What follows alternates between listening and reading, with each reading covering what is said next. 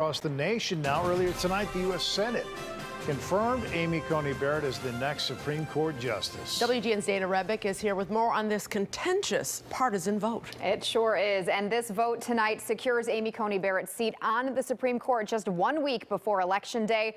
Democrats vocal in their displeasure, questioning her impartiality.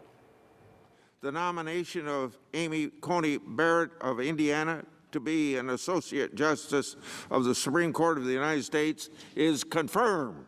It is official. Amy Coney Barrett confirmed to the U.S. Supreme Court. Voting to confirm this nominee should make every single senator proud.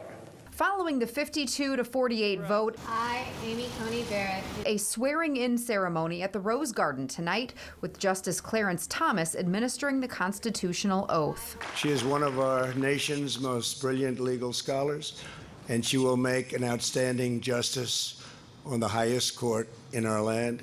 In an attempt to delay the nomination process, Democrats stayed on the Senate floor overnight, calling for Republicans to wait until after the election to fill the vacancy left by the late Justice Ruth Bader Ginsburg. Amy Coney Barrett is part of an agenda, a political agenda, to eliminate the Affordable Care Act, and in the past the president said Roe versus Wade while you're at it, and also to move forward when it comes to protecting him if there's an election contest. All of these outlandish claims are utterly absurd. And the louder they scream, the more inaccurate they are. Barrett is Trump's third justice pick during his term as president, the confirmation the closest ever to an election, and the first in modern times with no support from the minority party, now giving the Supreme Court a 6-3 conservative majority. I want to be very clear with my Republican colleagues. You may win this vote, and Amy Coney Barrett may become the next Associate Justice of the Supreme Court. But you will never get your credibility back. Barrett is the fifth woman, but first mother of school-aged children to sit on the court. Only one Republican, Senator Susan Collins of Maine, who is in a tight re-election race, voted against her nomination. And Barrett will soon be sitting on some very important cases, including November 10th, when the Affordable Care Act is up. Week after Election Day. That's right. Dana, thanks so much. Thank you, Dana. WGN political analyst Paul Lisnek is joining us now with more on today's confirmation. Paul, thank you so much for joining us.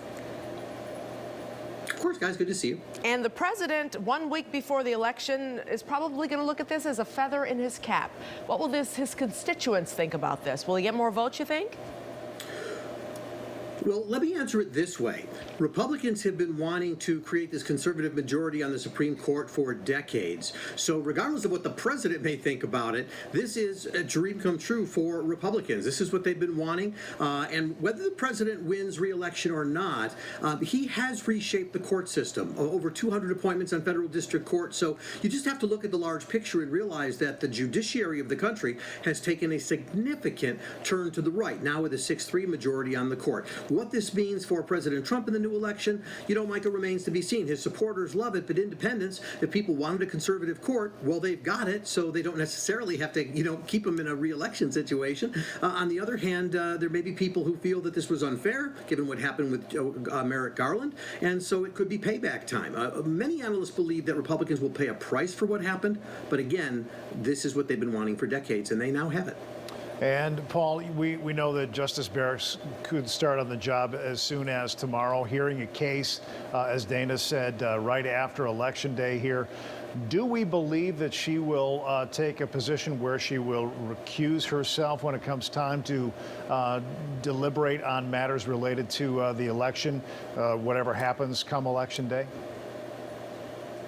Well, Ray, she said she would not commit to recusing herself. So even before the Affordable Health Care Act, which comes up on the 10th, as Dana talked about, as you point to, you've got these election matters that could, we don't know what's going to happen, but election matters that could be coming up. Now, there are election matters coming up even before Election Day. The Supreme Court ruled tonight on a case out of Wisconsin, basically finding in a 5-3 vote that Wisconsin cannot extend any voting applications or any voting ballots receipts after Election Day. There's a couple of more cases like that in the pipeline that she could hear and could rule on, not to mention all the challenges that President Trump files down the line, and of course the Affordable Health Care Act after that. Well, Democrats, of course, saying that this was politically motivated. Susan Collins, for instance, a Republican from Maine, voted, the only, I should say, Republican senator to vote against Amy Coney Barrett. She's up for re-election. How will this help or hinder her?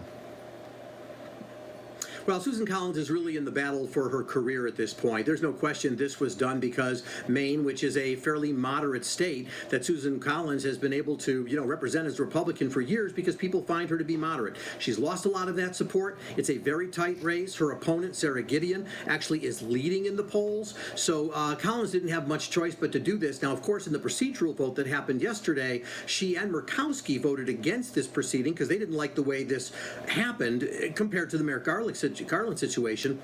Lisa Murkowski gave in, finding that Barrett was qualified, but Susan Collins basically felt that in order to try and help her own election bid, she couldn't go that way. Republicans didn't need her vote. I'm sure she was given permission by McConnell to do what she did. And the Murkowski and Collins also were on the fence with Kavanaugh, but of course voted for him.